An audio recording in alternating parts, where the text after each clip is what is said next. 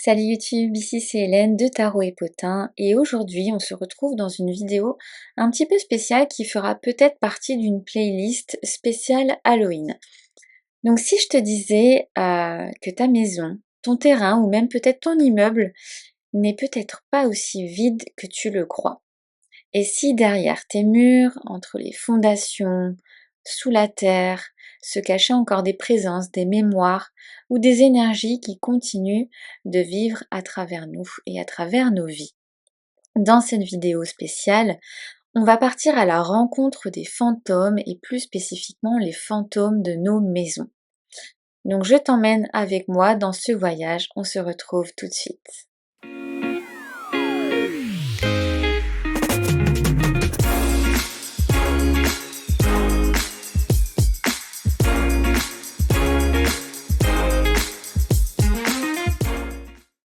Alors, j'ai décidé de t'emmener avec moi dans ce voyage en fait, dans cette découverte des fantômes de nos maisons, en te partageant les tirages que j'ai créés et les tirages que j'ai fait pour moi, pour ma maison en fait. Et je vais te partager un petit peu mes interprétations pour que tu aies une idée du travail qu'on peut faire en fait comme ça sur des thématiques un petit peu plus spéciales qui sortent un petit peu de l'ordinaire. Donc je suis vraiment en mode un peu pyjama ici, donc je te filme pas ma tête qui n'est pas maquillée, je suis pas encore prête à me livrer autant sur YouTube. Euh, donc on va y aller progressivement, c'est-à-dire que plus la vidéo va avancer, plus on va partir dans l'aspect sombre des fantômes, des esprits, etc. Pourquoi j'ai fonctionné comme ça? Parce que ça te permet d'arrêter ton cheminement. Si ça devient trop lourd à gérer pour toi, si t'es pas prête à entamer, pas prête à entamer ce travail-là. Donc, on va d'abord, on va aller à la rencontre, comme je le disais, des fantômes. Et dans ces fantômes, on va y aller en 3 étapes. Donc on va d'abord parler plutôt des fantômes, des gardiens bienveillants. Ensuite, on va aller chercher les petits farceurs, les fantômes un peu malicieux, facétieux, etc. Et ensuite, en dernière étape, on va vraiment aller dans les présences un petit peu plus lourdes, chargées d'histoire. Mais avant de plonger dans ces 3 familles de spectres, on va dire, on va essayer de tirer les cartes. Enfin, moi, j'ai essayé de me tirer les cartes déjà pour répondre à une question un peu plus essentielle et un peu plus générale. C'est quoi au juste un fantôme? Donc le tirage que j'ai créé pour ça, c'est un tirage en 4 cartes et qui va répondre aux questions suivantes. Donc déjà, je sais pas trop. Alors soit tu prends des notes, ou soit si je suis motivée, je vais peut-être en fait mettre ça sous forme de PDF que je te partagerai gratuitement sur mon compte. Donc si j'ai fait ce book gratuit, tu le retrouveras en bas dans la barre de description ou alors sur mon compte Instagram parce que souvent tout ce qui est contenu gratuit, je le mets aussi en story à la une. Donc comme je le disais, c'est ce premier tirage, c'est un peu vraiment pour dégrossir parce que moi déjà, je n'ai aucune formation en heu, comment je peux appeler ça? J'ai aucune formation en tout ce qui est hem, médiumnité, spiritualité autour des esprits, des fantômes, etc. Donc en fait, j'ai vraiment fait ce tirage pour dégrossir et pas partir comme ça à l'aveuglette dans des tirages qui peuvent être voilà, un peu comme ça entre le monde réel et le monde des morts.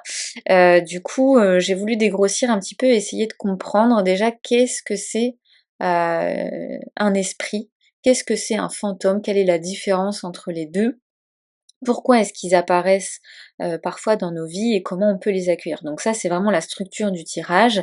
Qu'est-ce qu'un fantôme? Qu'est-ce qu'un esprit? Pourquoi est-ce qu'ils apparaissent dans nos vies et comment est-ce qu'on peut les accueillir?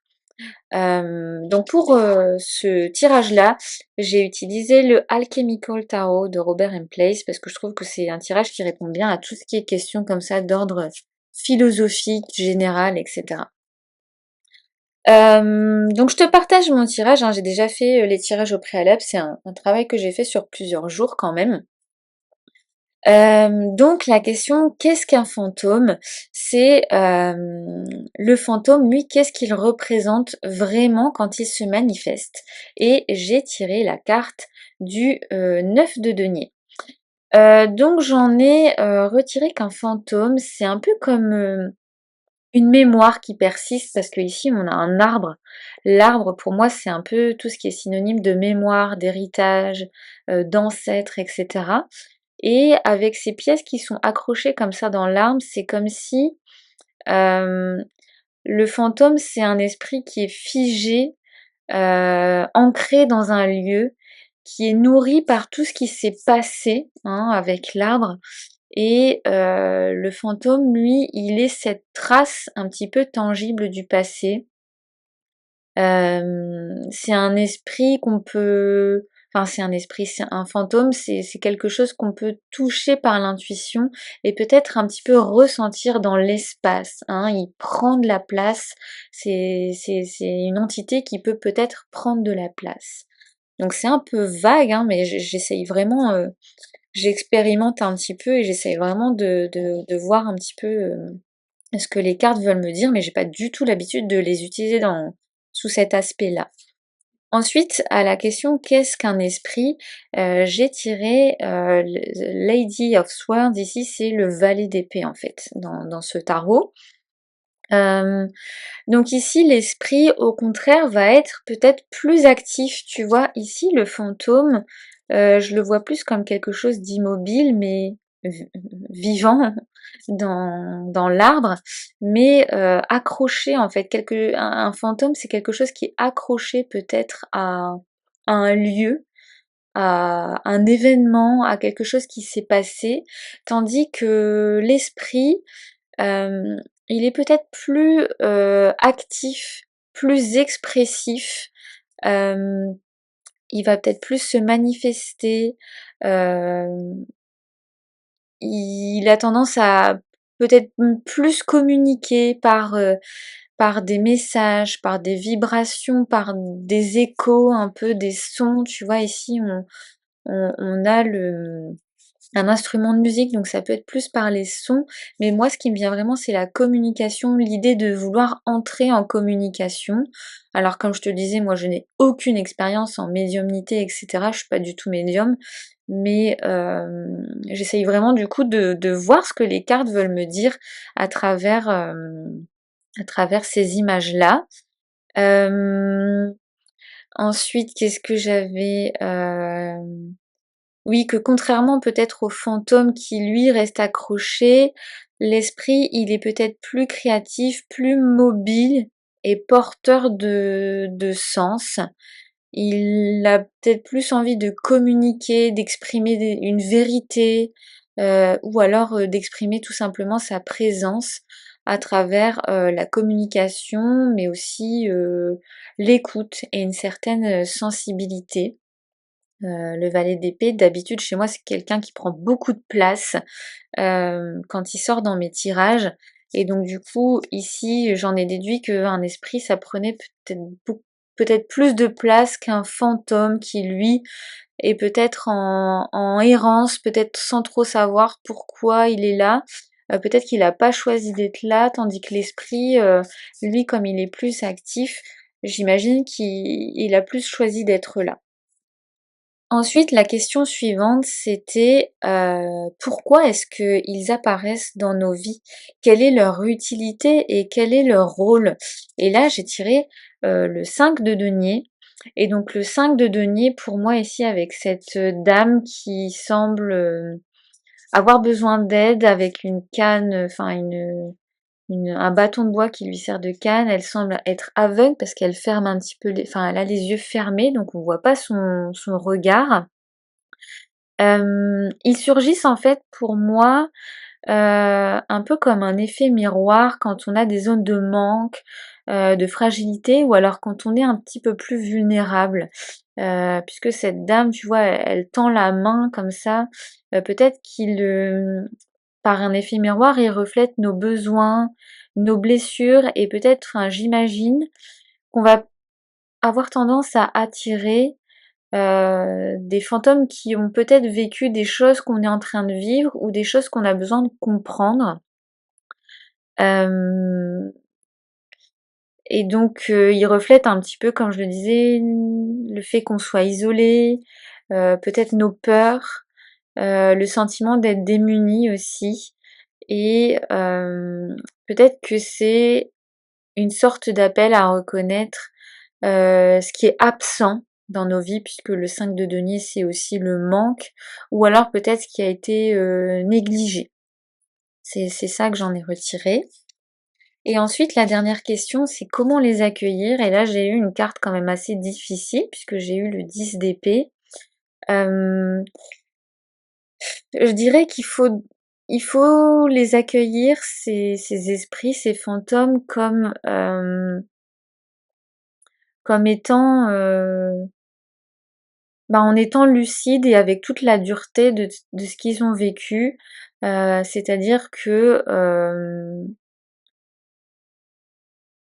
s'ils ont parfois souffert, parfois vécu des choses difficiles, etc., peut-être reconnaître les douleurs qu'ils ont pu avoir, euh, la violence ou la perte qu'ils ont pu ressentir aussi, et, euh, et voir en fait, enfin reconnaître en fait les souffrances qu'ils ont vécues pour que peut-être nous on reproduise pas la même chose. Reconnaître que physiquement ils sont plus là, mais qui subsistent par le biais de ces manifestations-là. Et peut-être aussi que comment les accueillir, c'est aussi créer un espace pour justement perdurer leur mémoire. Euh, voilà, pour moi, les épées, tu vois, c'est la communication, etc. C'est plutôt l'aspect mental de la chose. Et ici, on voit bien que le physique n'est plus là, mais les accueillir, c'est aussi faire subsister leur mémoire dans le présent, pour moi. C'est comme ça que cette carte du 10 d'épée me parlait. Donc maintenant, on va passer au premier tirage que j'ai fait. Et dans ce premier tirage, je vais te parler de ce qu'on appelle les fantômes bienveillants. Enfin, de ce que moi j'ai appelé les fantômes bienveillants. C'est un petit peu, tu sais, nos fantômes gardiens, je dirais, qui sont là pour nous protéger. Euh, Donc je dirais que c'est pas des fauteurs de troubles, bien au contraire, ils sont là pour veiller sur nous. C'est un peu des présences protectrices comme des ancêtres, des anciens habitants, des esprits du lieu qui s'assurent qu'on est en sécurité. Peut-être qu'ils sont plus discrets, on les entend pas toujours, mais parfois peut-être qu'on peut ressentir quelque chose comme une chaleur, une guidance, une certaine paix intérieure. Donc on va j'ai tiré les cartes moi avec le créature tarot qui pour moi est un tarot un petit peu comment dire mystique, mais je le ressens vraiment comme c'est un tarot de la saison sombre mais un petit peu doudou. Je trouve qu'il est assez réconfortant avec moi, et et c'est un peu comme ça que je vois en fait les fantômes bienveillants. Donc les fantômes bienveillants, c'est ceux qui gardent, qui veillent et qui vont accompagner notre maison, notre lieu de vie dans notre quotidien, ou pas, hein, pas forcément dans le quotidien, mais voilà, enfin, c'est ceux qui sont peut-être plus accrochés à nous au quotidien que les autres, on verra.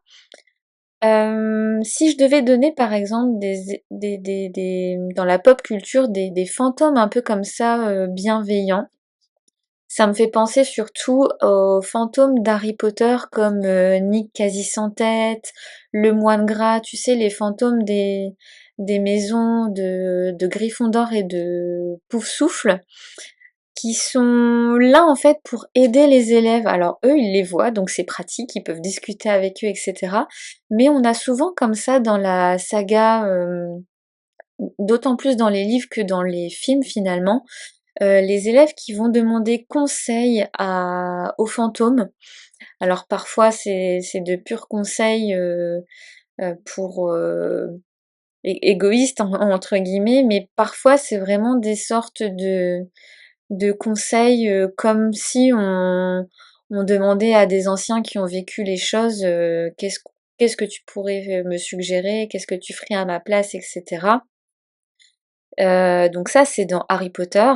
Ensuite, il y a aussi une présence, un fantôme gardien, on va dire, qui est vachement connu, c'est Mufasa dans Le Roi Lion, qui comme ça guide plusieurs fois dans le film son fils à travers des conseils, etc. Qui apparaît un petit peu comme une présence protectrice pour guider Simba qui est son fils. Et ensuite il y a aussi Casper. Je trouve que Casper c'est comme le nom du film, Casper le gentil fantôme. C'est vraiment l'archétype du fantôme qui est doux, qui est protecteur, qui est amical avec les vivants. Et après, il y a aussi des bons esprits qu'on voit dans Coco, qui est un dessin animé Pixar. On parle vraiment là d'ancêtres bienveillants qui viennent protéger la famille, etc. Donc le tirage des fantômes bienveillants, c'est un tirage en 5 cartes. Et il est assez simple, hein, je l'ai construit de la sorte. C'est la première carte, c'est qui est là. On va dire que ça va être la nature de la présence protectrice. Ensuite, c'est d'où vient cette énergie. Est-ce que c'est un ancêtre? Est-ce que c'est un ancien habitant? Un esprit du lieu? Etc. Donc après ça va être adapté à ton lieu de vie. Par exemple, moi je suis pas du tout dans une maison ancienne, je suis dans une maison neuve. Donc il n'y a jamais eu d'habitants dans ma maison à part nous, puisque on l'a fait construire. Donc du coup je vais plus m'intéresser aux fantômes en fait qu'il y a eu sur le terrain avant ma maison. Tu vois, j'étais plus dans un esprit de terrain pour tous les tirages que j'ai fait finalement. Ensuite, la troisième question, c'est ce qu'elle protège cette présence. Est-ce qu'elle me protège moi, ma famille, ma maison, des choses comme ça. Ensuite, ça va être son message ou son cadeau. Quelle est la bénédiction qu'apporte cette présence? Et en dernière carte, c'est comment est-ce que je peux l'honorer? Comment est-ce que je peux, par exemple, entretenir ce lien ou alors remercier les esprits bienveillants? Alors, donc la première carte que j'ai eue à la première question, c'était donc qui est là? Quelle est la nature de la présence protectrice? J'ai tiré le 3 d'épée. Donc 3 d'épée, c'est une carte difficile, hein, donc voilà, moi mon fantôme bienveillant, on va dire qu'il se présente ici comme une mémoire de souffrance, hein, avec le 3 d'épée. On va dire que c'est l'archétype de l'esprit qui reconnaît un petit peu la perte, la séparation, la trahison. Alors il n'est pas là pour faire peur, hein, puisque c'est un esprit bienveillant, mais plutôt pour me rappeler que la douleur, elle fait partie de l'histoire humaine, que tout n'est toujours pas facile dans la vie. Et cette souffrance, il faut parfois la vivre pleinement plutôt que de la cacher ou de l'ignorer, etc.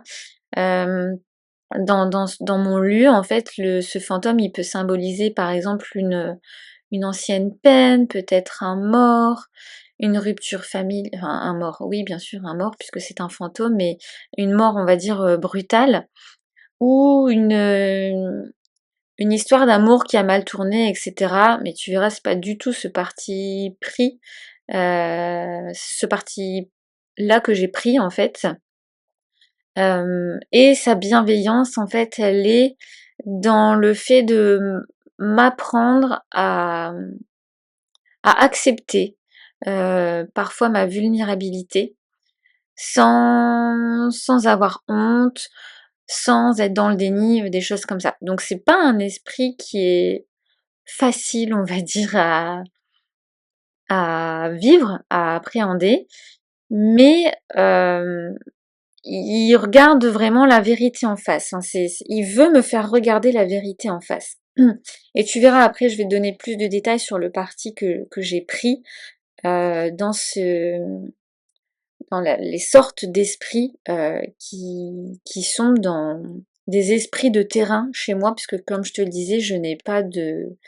Enfin, ma maison est neuve, donc elle n'a pas de vécu, hormis le terrain sur lequel je suis. Ensuite, la question numéro 2, c'est d'où vient cette énergie? Là, j'ai eu le 3 de denier. Le 3 de denier, on est plutôt dans quelque chose de coopératif, d'une construction collective.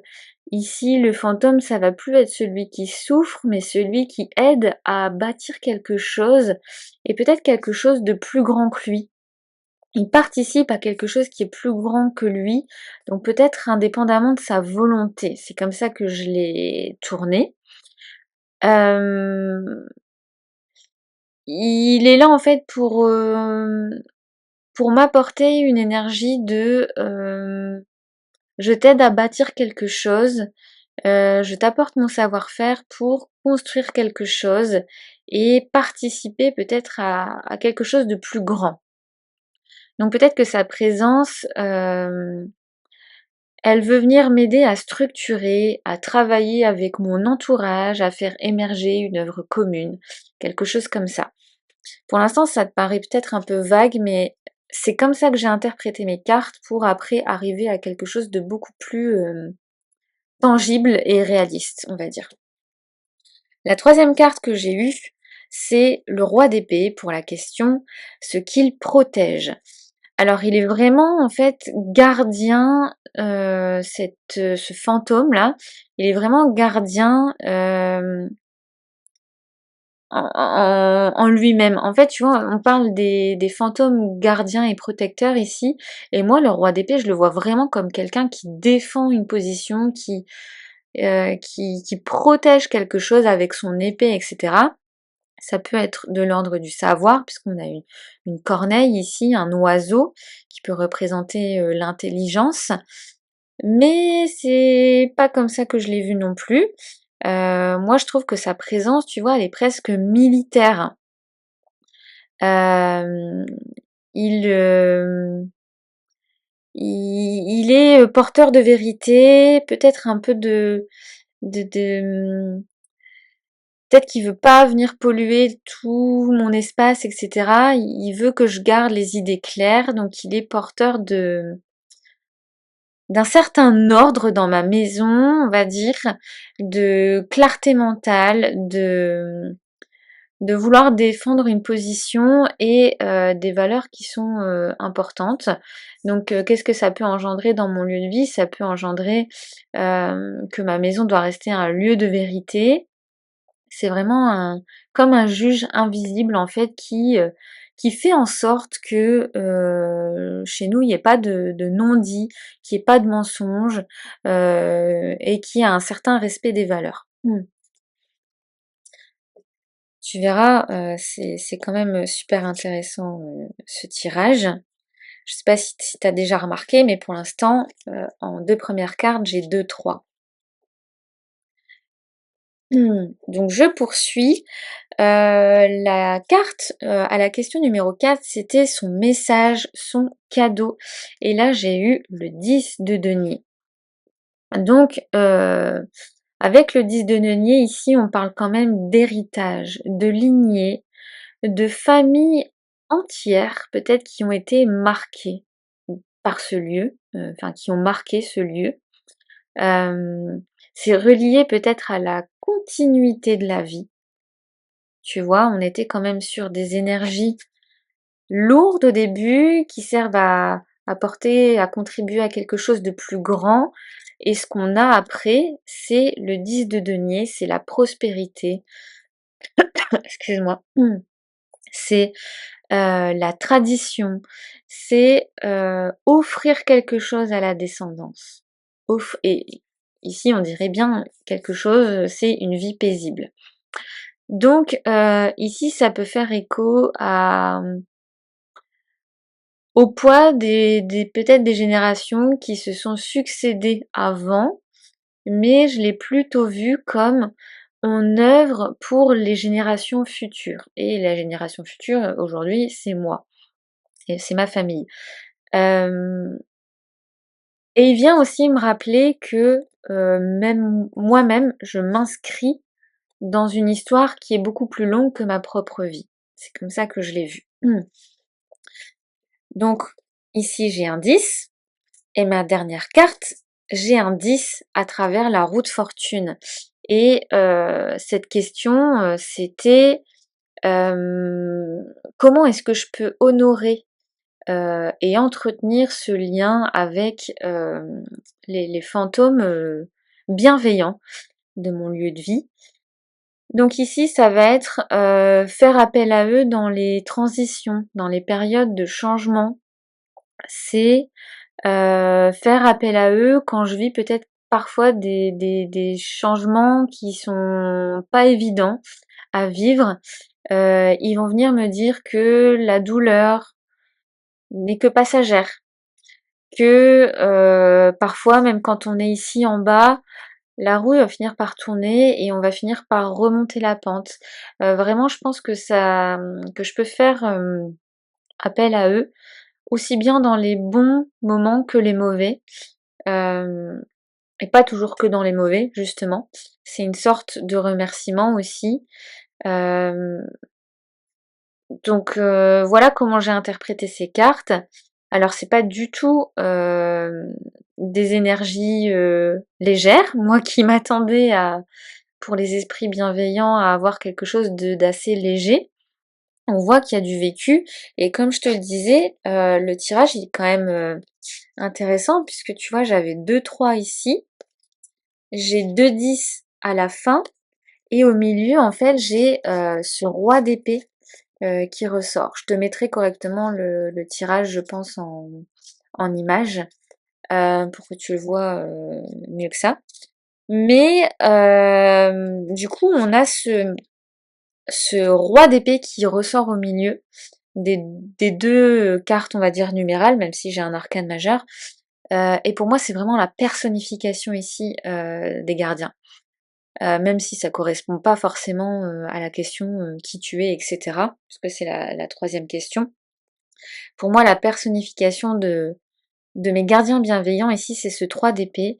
Et en fait, j'ai vraiment tourné ça en mode pour moi, les esprits bienveillants de mon lieu de vie, de mon terrain, c'est peut-être un ancien militaire qui a vécu une mort assez brutale et dont la famille a dû vivre un deuil, parce qu'il a participé peut-être à une guerre, à quelque chose de collectif, mais qui était assez, enfin, qui était un peu indépendamment de sa volonté parce que c'est quelque chose de plus grand, c'est une décision qui ne lui appartient pas forcément, mais il a participé de façon collective à cette guerre euh, pour protéger les générations futures. Et c'est comme ça vraiment que j'ai interprété ce tirage. Donc après, je me suis renseignée, hein, bien évidemment, sur dans ma ville, est-ce que ma ville avait été le territoire, on va dire, de certaines guerres. Et pour ça, j'avais pris j'avais été visiter en fait l'article de ma ville. Et en fait, c'est tout à fait possible parce que alors, est-ce que je vais retrouver le lien que j'avais trouvé sur ma ville? J'ai vraiment trouvé ça en fait sur le site de ma mairie en fait, tout simplement. Et tu vois, donc moi j'habite dans une ville du Pas-de-Calais. Hop, voilà, c'est vraiment, j'ai pas dû faire beaucoup de recherches, hein, tu vois, c'est l'histoire de ma ville. Et il est écrit que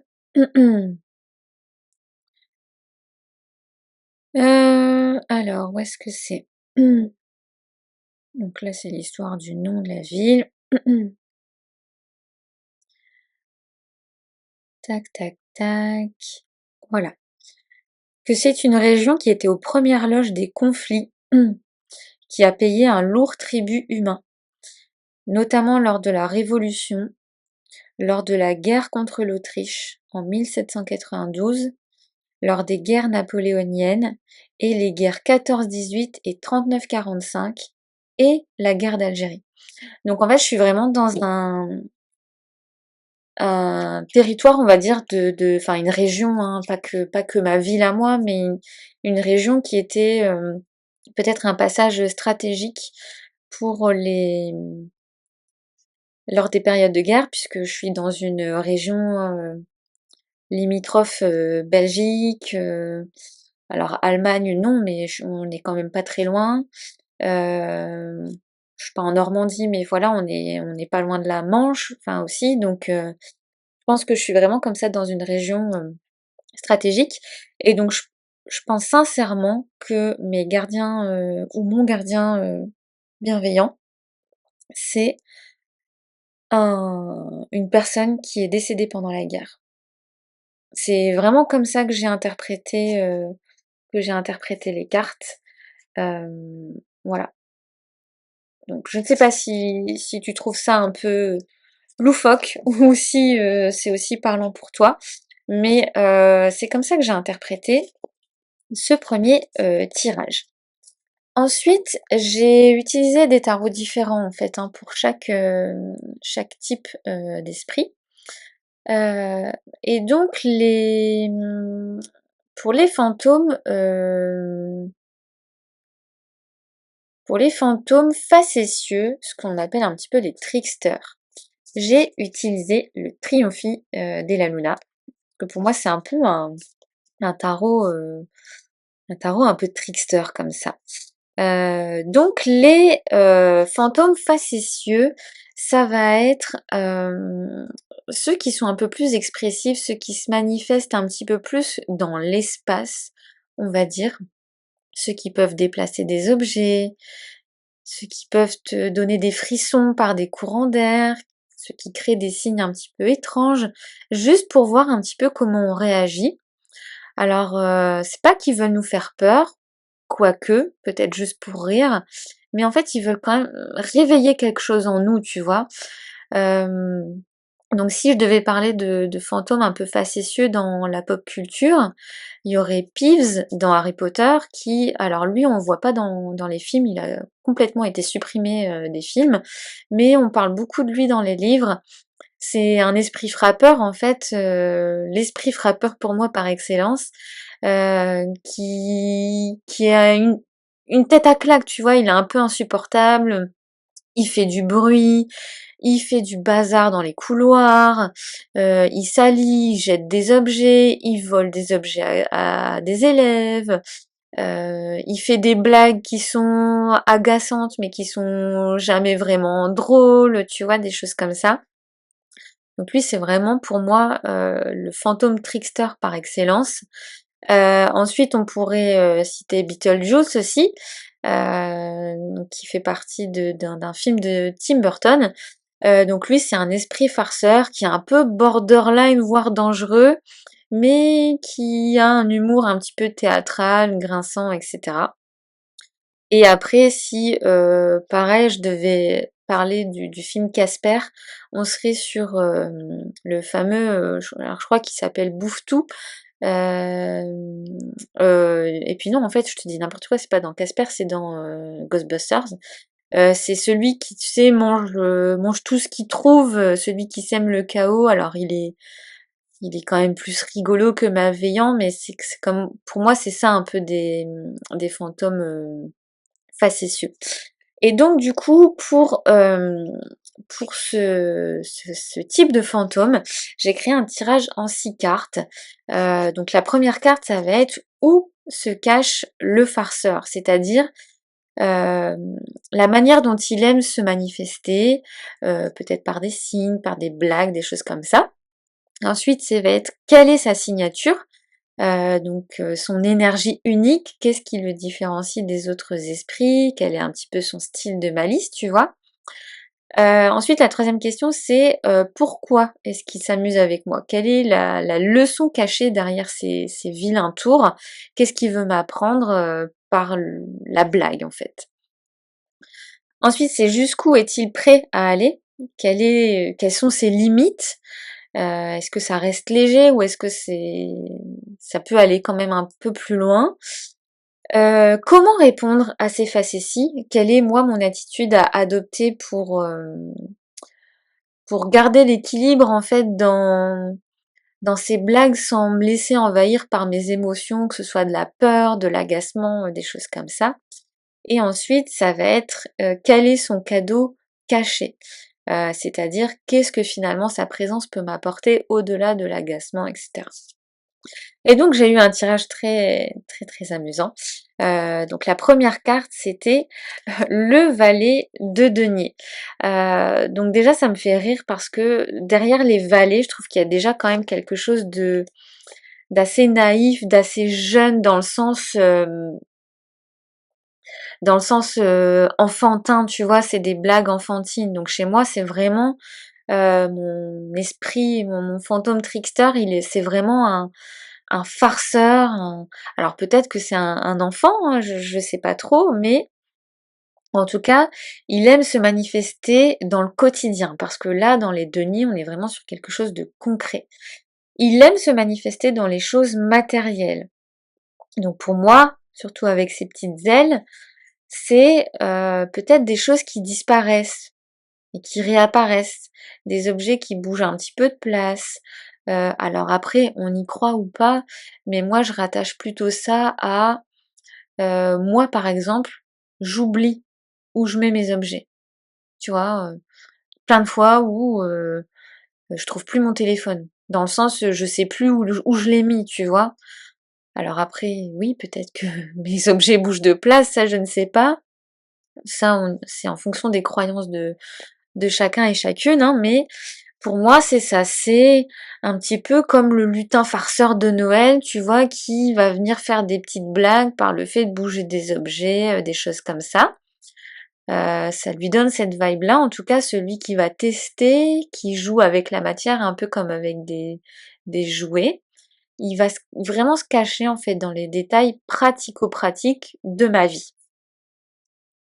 Ensuite, à la question quelle est sa signature? J'ai eu, alors tu verras, hein, j'ai eu beaucoup de deniers. J'ai eu le 9 de denier. Donc sa signature, c'est dans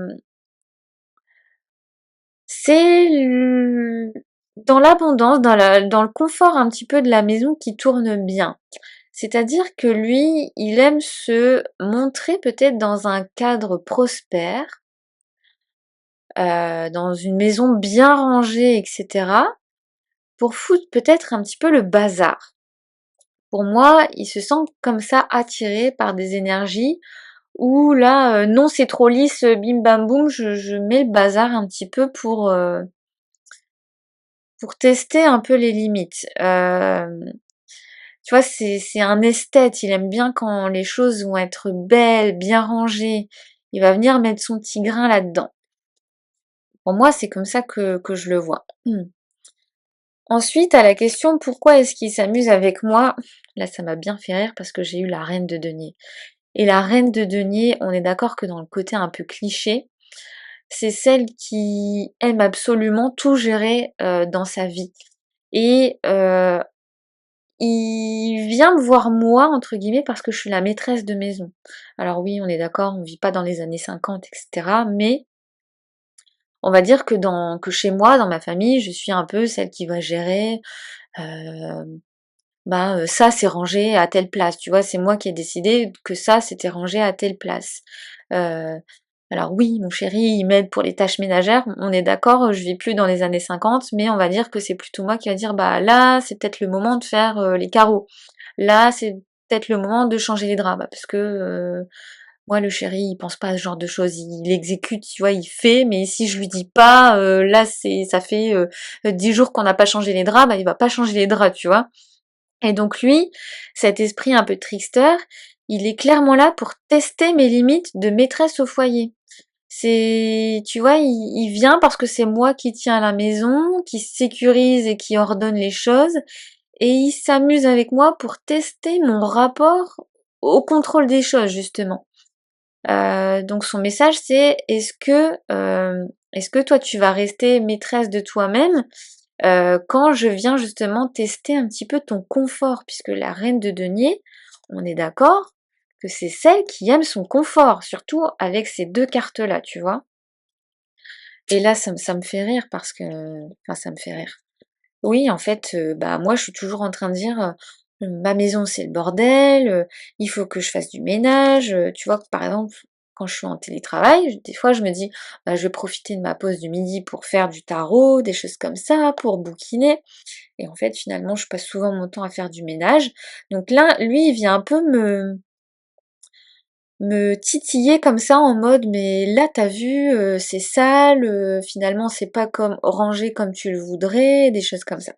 Donc il vient vraiment se manifester chez moi des périodes comme ça, dans le sens où il vient me rendre inconfortable parce qu'il sait que ça m'agace en fait d'avoir une maison qui est pas bien ordonnée, des choses comme ça. Là on est vraiment autant tu vois sur le premier tirage on était pour moi sur des fantômes qui étaient attachés à mon terrain. Là pour moi c'est un fantôme trickster qui vient et qui s'invite chez moi. Donc à la question 4, jusqu'où est-il prêt à aller? Eh bien là, 7 de coupe c'est pareil, ça m'a bien parlé aussi dans le sens, euh, il joue avec mes perceptions. Il me fait croire des choses, il crée chez moi des sensations comme ça que j'aime pas trop. Hem, dans le sens où, c'est dans le sens où tu vois, ça peut être trompe-l'œil. C'est-à-dire que, bah, par exemple, moi je vois ma maison, sale et mon homme, tu vois, il me dit: «Mais en fait, ça va, déconne pas, c'est pas tant le bordel que ça, enfin, on n'est pas des crasseux, on fait notre ménage régulièrement et cetera». Tandis que chez moi, ça peut me déclencher cette sensation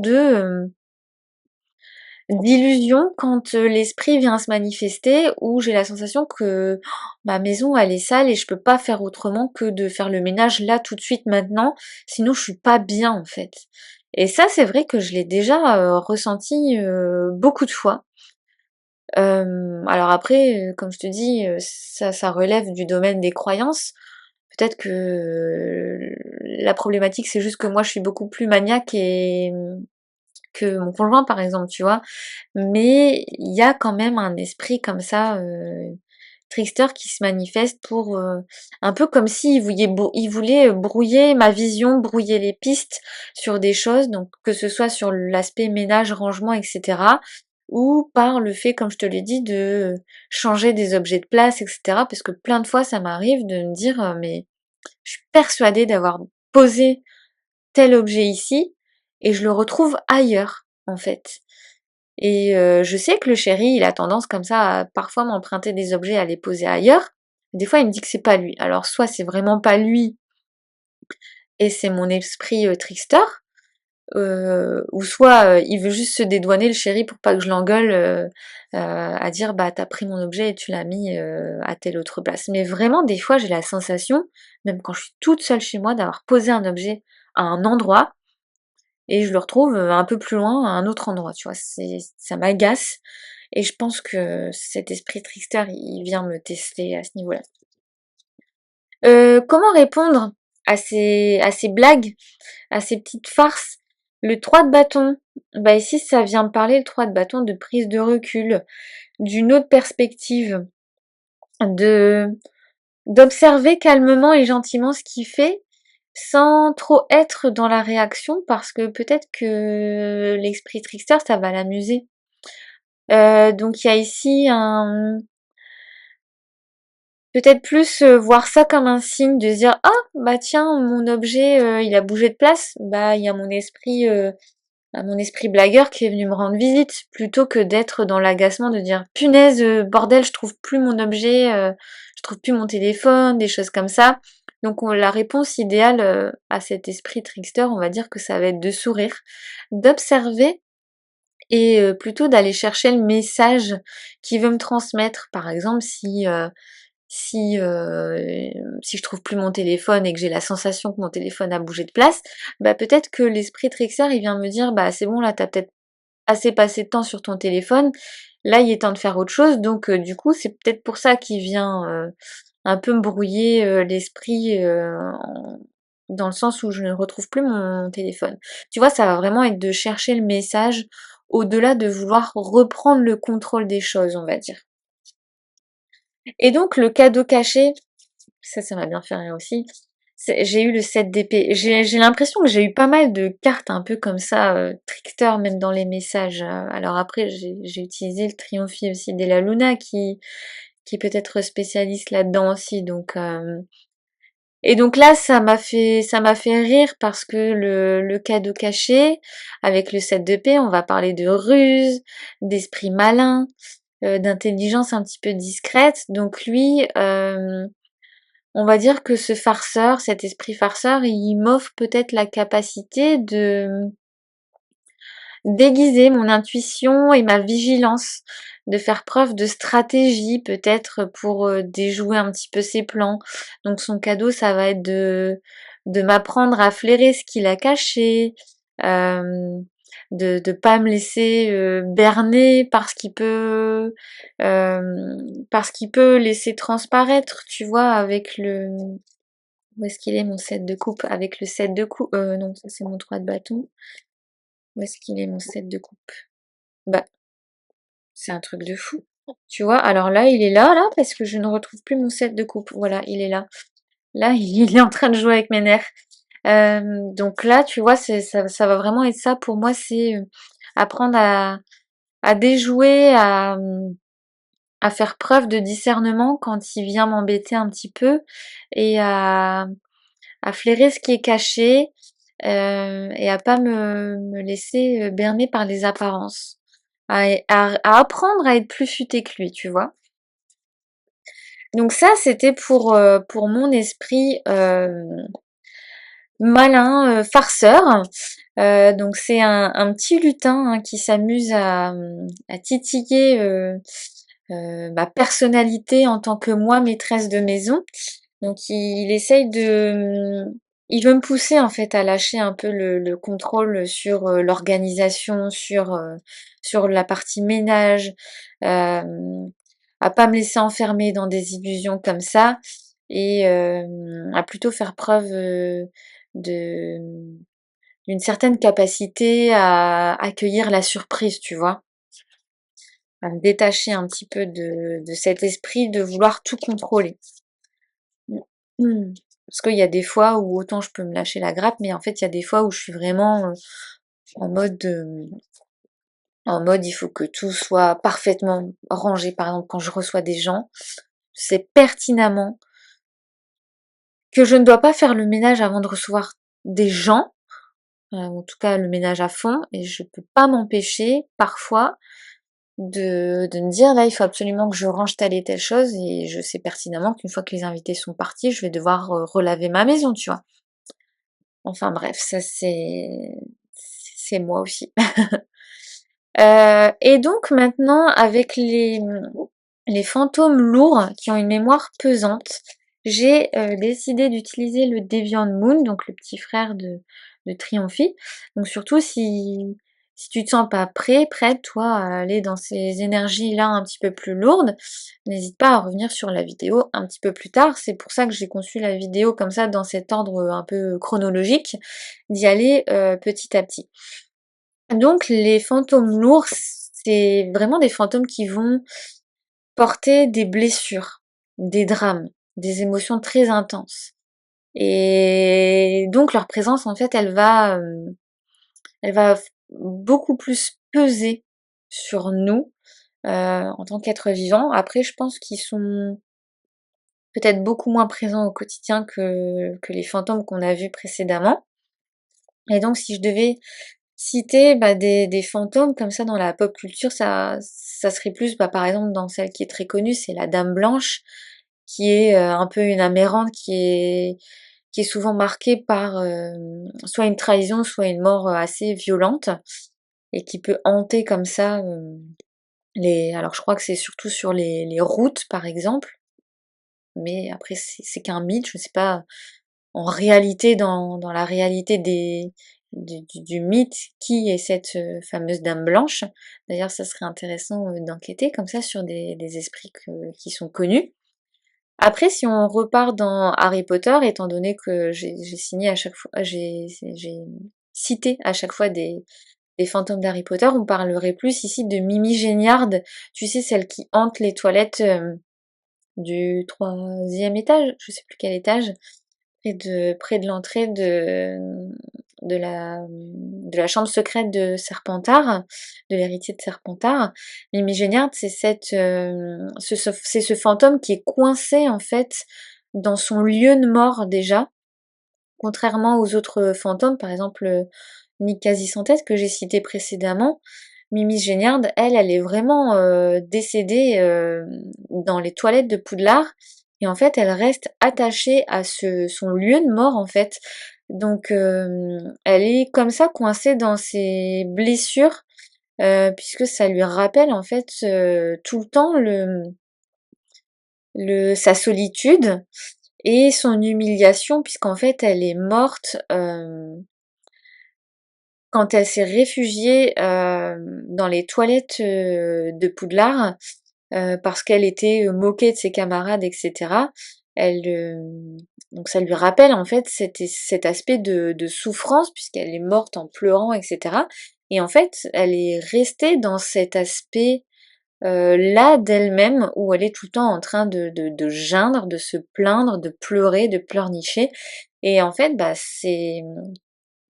elle est comme ça restée je trouve, dans cet aspect assez dur de sa vie.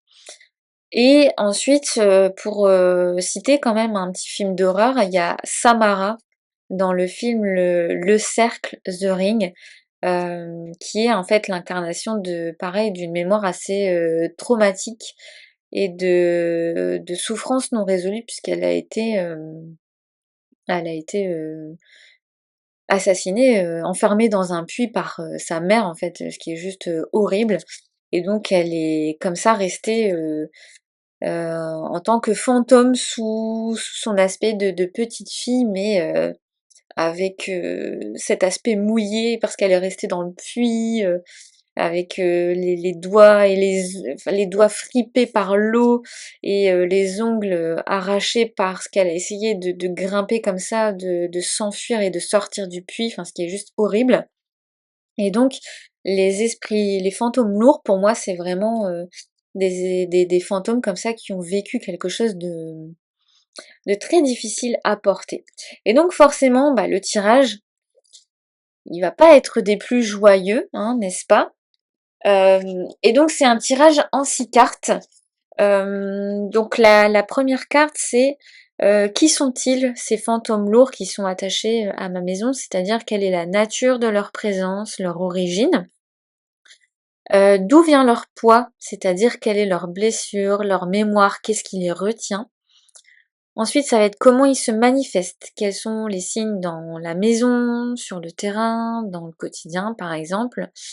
Ensuite, ça va être comment est-ce qu'ils m'impactent, c'est-à-dire quelle influence directe ou indirecte ils vont avoir sur moi, sur ma famille, sur mon énergie. Ensuite, ça va être qu'est-ce qu'ils cherchent à me dire, quel est le message profond de ces fantômes, et même si si ça peut être douloureux. Et après, comment est-ce que je peux pacifier cette mémoire? Quelle attitude, quel geste ou quel rituel est-ce que je pourrais avoir pour alléger leur empreinte? Donc à la question 1, qui sont-ils? 10 de bâton.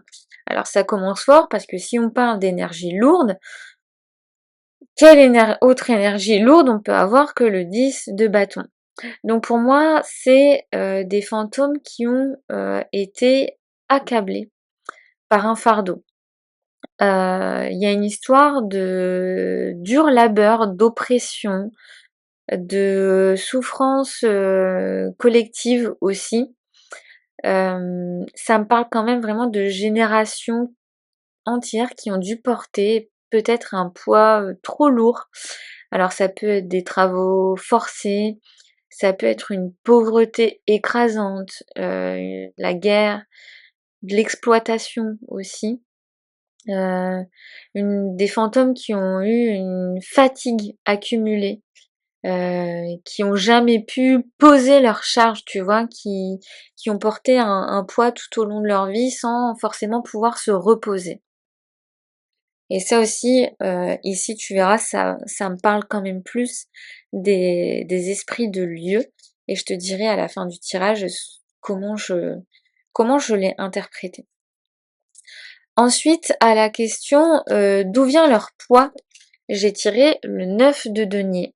Et donc ici, je l'ai vraiment vu comme leur lourdeur en fait vient d'un contraste un peu d'injustice, puisque ici, l'aspect 10 de bâton, ça me parle vraiment d'un milieu, tu vois, ouvrier, tandis que eux, ils étaient confrontés peut-être à ressentir une injustice vis-à-vis de ceux qui vivaient à leur époque dans l'aisance, alors que eux ont toujours trimé sans pouvoir goûter à cette indépendance, à cette abondance-là, cette abondance de confort matériel au niveau de l'argent, de lieu de vie, de choses comme ça, parce qu'ici tu vois, on voit quelqu'un semble être bien vêtu, etc. Eh bien, eux, on va dire que leur poids vient plutôt pour moi d'une blessure au niveau de la classe sociale, comme une mémoire d'inégalité en fait, tu vois, dans une vie où certains récoltaient pendant que d'autres s'épuisaient. Ensuite, à la question comment se manifeste-t-il, j'ai tiré le roi de denier. Donc ça se manifeste dans l'aspect matériel, dans la matérialité. Ça peut être des blocages, par exemple dans, au niveau de l'argent, au niveau de la stabilité matérielle, comme si cette mémoire venait encore peser, tu vois, sur une notion de sécurité et de patrimoine, puisque le roi denier, c'est quand même un, un roi qui parle de patrimoine, au sens global pour la famille, etc. Donc il se manifeste quand même à travers une énergie assez patriarcale, tu vois, comme quelqu'un qui a besoin de posséder, un chef assez autoritaire qui peut encore faire ressentir sa présence. Et donc tu vois, on est comme ça encore dans cet aspect denier, encore une fois. Ensuite, à la question comment est-ce que ça m'impacte, j'ai encore tiré une carte de denier. Et donc j'ai tiré le 10 de denier, où on a encore, tu vois, cette notion ici que certains s'amusent pendant que d'autres triment. Donc ici, c'est, par exemple, ça peut être de ressentir en fait cette empreinte dans la sphère familiale, dans la notion de transmettre quelque chose. Euh, Ça peut être le poids collectif, tu vois, qui vient se manifester dans la façon dont je vais transmettre les choses, des choses comme ça. Il va toucher peut-être à ma façon de voir la famille, de voir la maison, dans le sens où on donne beaucoup dans son travail pour avoir une maison et transmettre quelque chose à ses descendants. Euh, c'est euh, c'est une mémoire aussi qui va vraiment m'interroger sur ce que je veux transmettre ou pas. Tu vois, on est sur quelque chose de totalement différent de l'énergie un petit peu trickster. Donc, que cherche-t-il à me dire réellement ces fantômes qui sont assez lourds? Et là, j'ai enfin tiré une énergie un petit peu plus légère, puisque là on était sur des deniers et la fin de la suite des deniers. Et ici je tire une carte de coupe avec le valet de coupe qui est beaucoup plus léger que les cartes précédentes. Donc il vient me dire que derrière toute cette lourdeur, il est important de retrouver peut-être de l'innocence, de la fraîcheur, de l'ouverture émotionnelle, puisque le valet de coupe c'est aussi ça. Il vient me dire de amuse-toi, ose, ose t'amuser même si t'es adulte. Amène de la sensibilité dans ta vie, de la naïveté, du jeu, de la tendresse, là où moi j'ai vécu une vie très difficile. Eh bien toi amuse-toi, amuse-toi même si t'es adulte. Euh, Apporte à ton enfant ce que nous on n'a pas pu apporter, puisque comme on l'a vu ici, on est sur une notion de transmission. Euh, et tu verras après, je vais te dire à quoi ça me fait penser. C'est vraiment réintroduit du jeu, de l'émotion, des moments de partage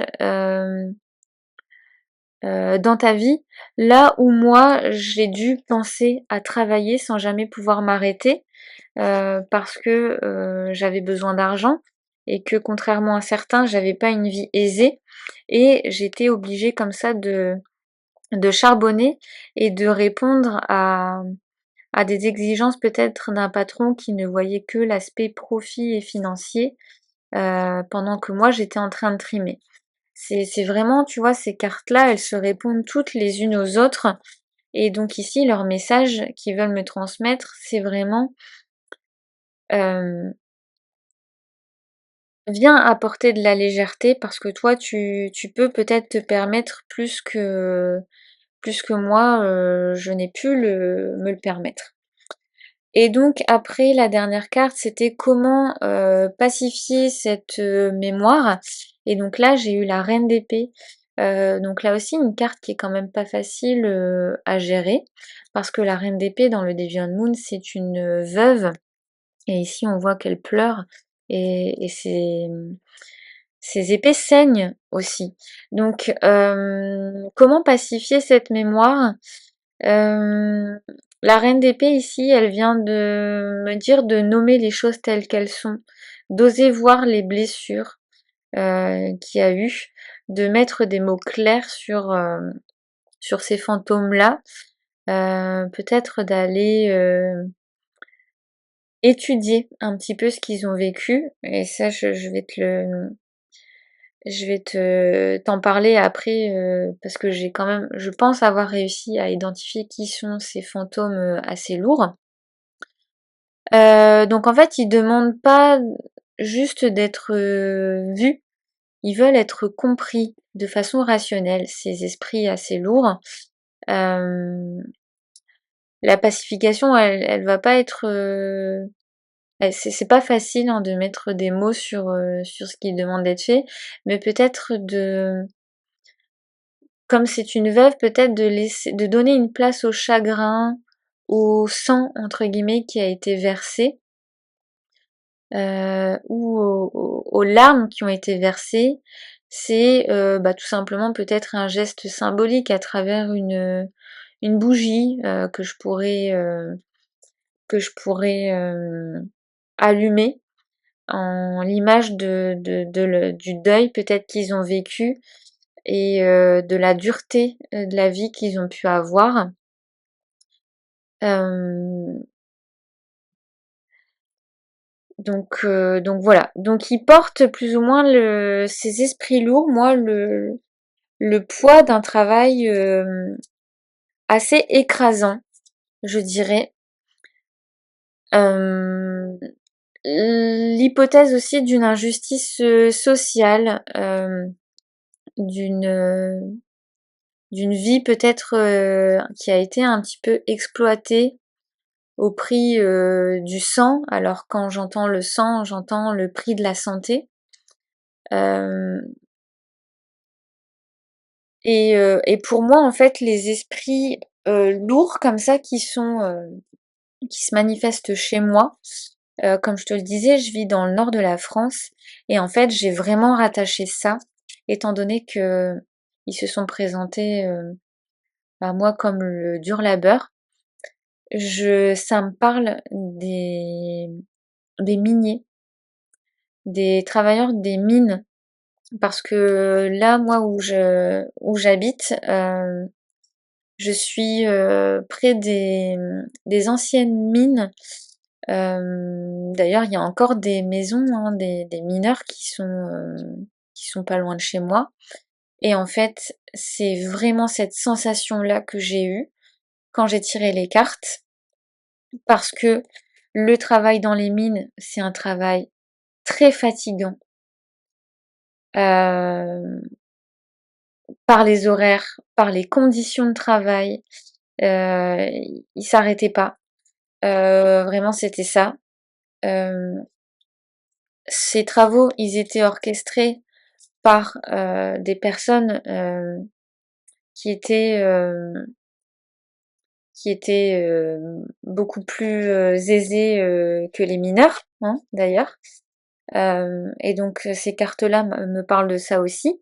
Ça servait à enrichir ceux qui ne se salissaient pas les mains. Donc là, avec le 10 de bâton, ça parle vraiment pour moi d'un travail très épuisant d'un point de vue physique, euh, de conditions de travail très difficiles. Et en plus, en fait, il s'est manifesté à travers ces deux cartes sur la jeunesse aussi et la transmission aux enfants. Et je pense que il y a dans le passé, il y a eu beaucoup d'enfants aussi qui ont été exploités dans ces travaux des mines, bah parce que les enfants peut-être pouvaient passer là où certains adultes peut-être ne pouvaient pas passer, etc.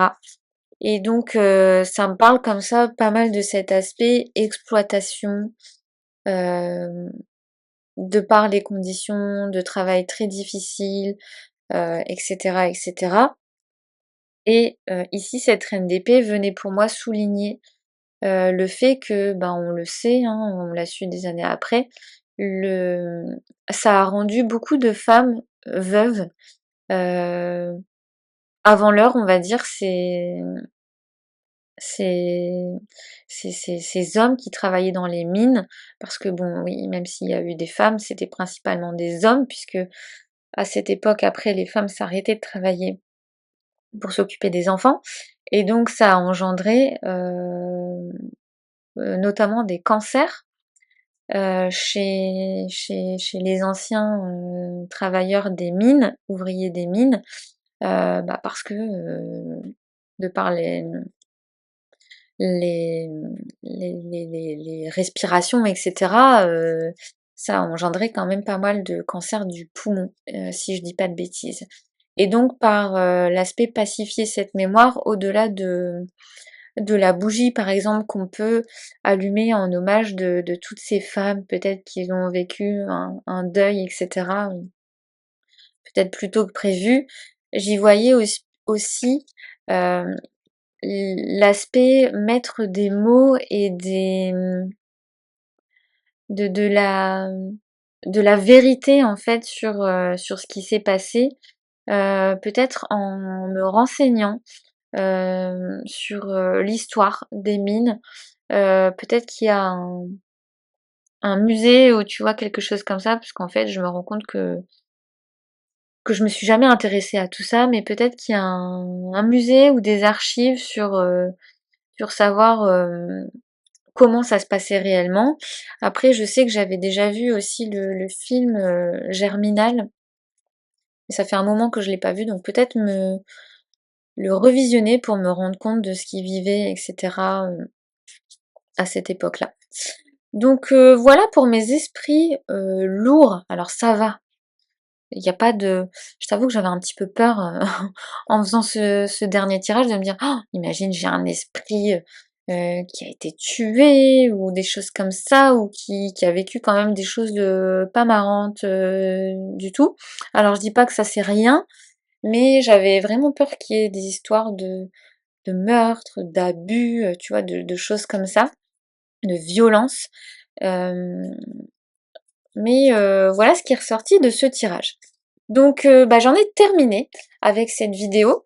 J'espère que ça t'a plu. N'hésite pas à me partager ton expérience si jamais tu as déjà fait quelque chose de similaire, si tu as déjà vécu chez toi si tu as déjà ressenti des présences, que ce soit des fantômes gardiens, des fantômes un peu tricksters ou alors des fantômes un petit peu plus lourds. Ça m'intéresse de connaître un petit peu ton expérience et puis bah, j'espère que la vidéo t'a plu. Je pense sincèrement, je l'ai pas encore fait à l'heure où je tourne la vidéo, mais je pense sincèrement que je vais faire un petit guidebook pour cette vidéo où tu pourras retrouver les tirages.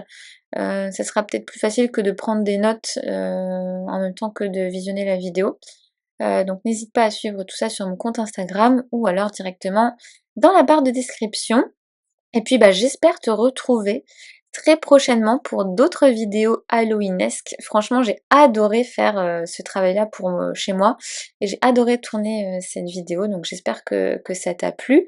Et n'hésite pas à me faire quelques petites suggestions sur des vidéos thème Halloween que tu aimerais voir.